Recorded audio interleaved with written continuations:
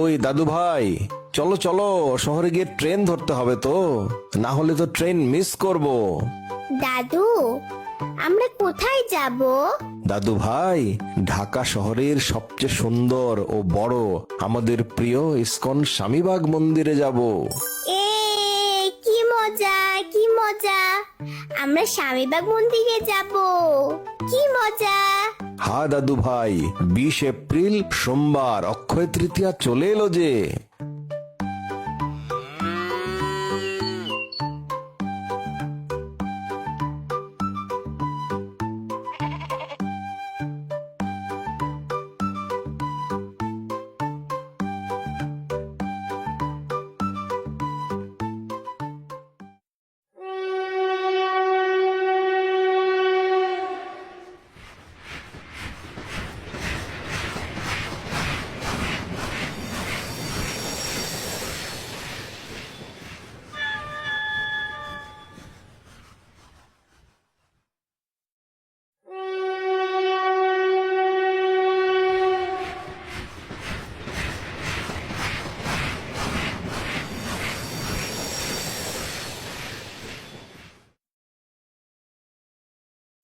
দাদু, অক্ষয় তৃতীয়া কি?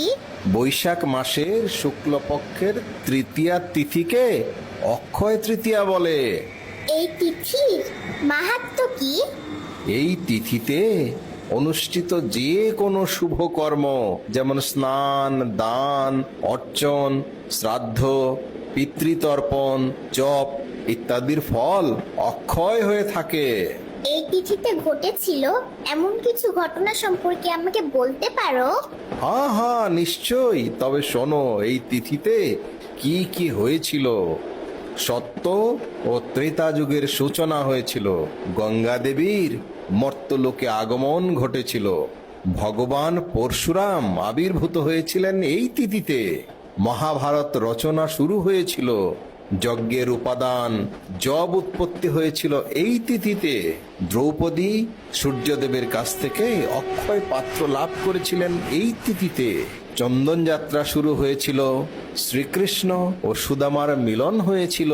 দ্রৌপদীর বস্ত্রহরণকালে ভগবান শ্রীকৃষ্ণ দ্রৌপদীকে অক্ষয় বস্ত্র দান করেছিলেন এই তিথিতেই দাদুভাই। ব্রহ্মা তার সৃষ্টিকার্যের সূচনা করেছিলেন। মা অন্নপূর্ণা দেবীর আবির্ভাব ঘটেছিল। বদরিকা আশ্রমের দ্বার উন্মোচন হয়েছিল। ভগবান শ্রী রামচন্দ্রের রাজ্যাভিষেক হয়েছিল এই তিথিতেই।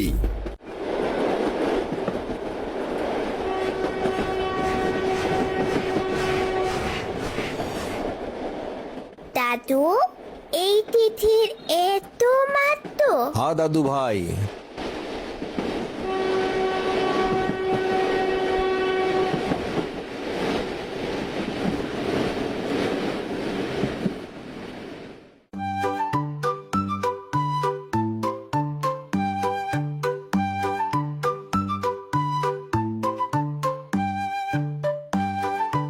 দাদু, এই তিথি উপলক্ষে ইসকন স্বামীবাগ মন্দিরে কি কি অনুষ্ঠানের আয়োজন করা হয়েছে?